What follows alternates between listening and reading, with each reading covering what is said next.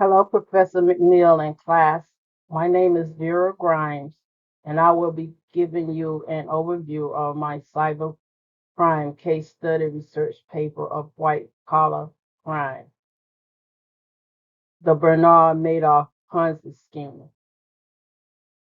I will begin with what are the differences between white collar crime and cybercrime. White collar crime involves bribery, Ponzi, and pyramid schemes, inside trading, and embezzlement. These crimes are committed by sophisticated professional businessmen, corporations, and the government.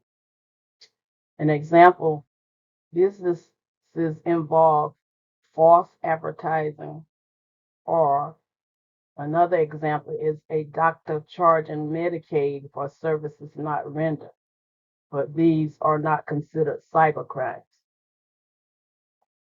Cybercrime, any criminal activity that involves a computer or network.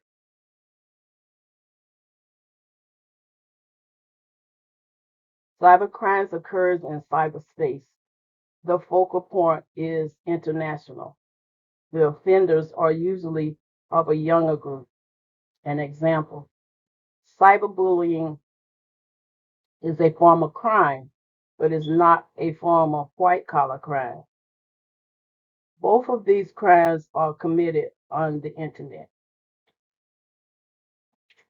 The Bernard Madoff Ponzi scheme.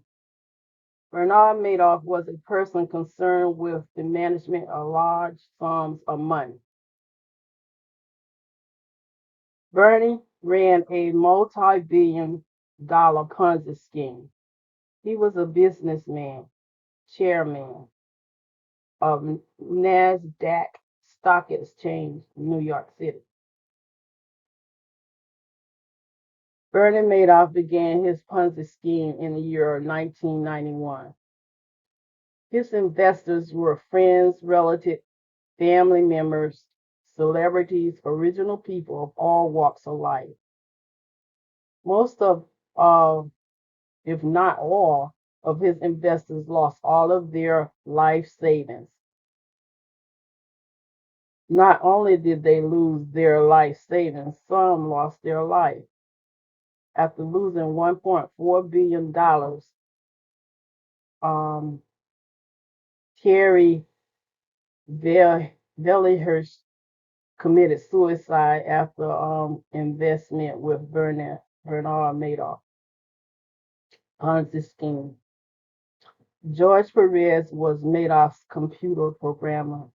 His role in the Ponzi scheme was to backdate trades, alter and fabricate financial records, documents stating that Bernie was trading stocks, which he was not. Bernie wire transferred billions of dollars to his London office. Two of Bernie's Madoff's sons were involved with the Ponzi scheme. Bernie embezzled $20 billion and only $14 billion was recovered. There were 15 people that were convicted of or participated in Bernard Madoff Ponzi scheme. The crimes committed